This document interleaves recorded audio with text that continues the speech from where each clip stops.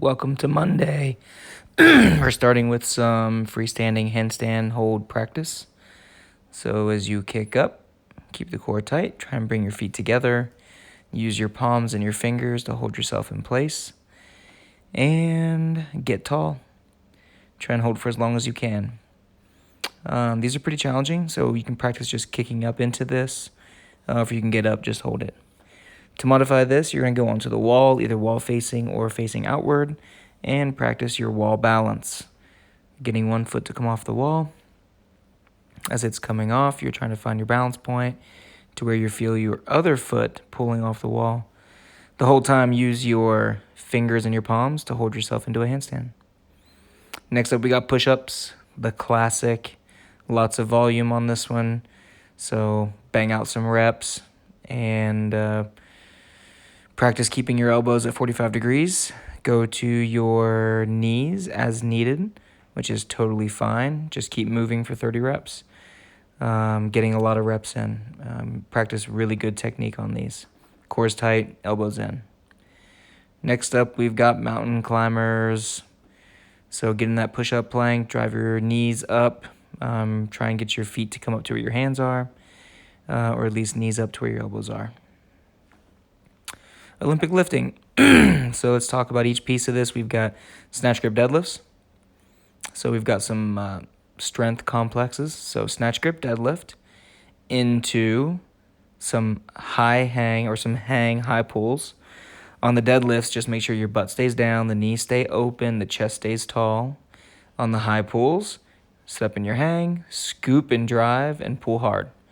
Reset for that final power snatch. This is going to put everything together that you just patterned with the snatch grip deadlift and the high pulls. So set up, butt down, chest up, knees open, slow pull, scoop and drive, catch, and drop. That's your snatch. Back squats are next. 8-8-6-6-6 or 8-8-6-6.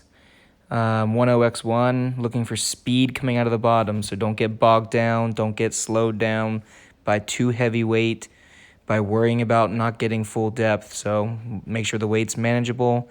Full depth squat, knees are open, drive out of the bottom. Make sure your speed stays high and you don't get grindy on these. Not just yet. 8-8-6-6 or 8-8-6-6-6.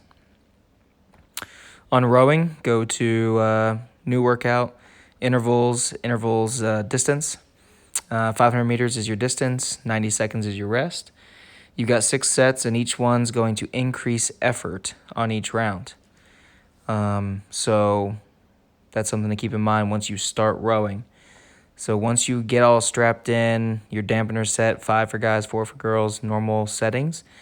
Once you start rowing, remember that you got 6 sets to increase your pace. So that means that as you get going, you need to remember that if you drop 2 to 5 or 6 seconds every interval, where will that put you on the last one?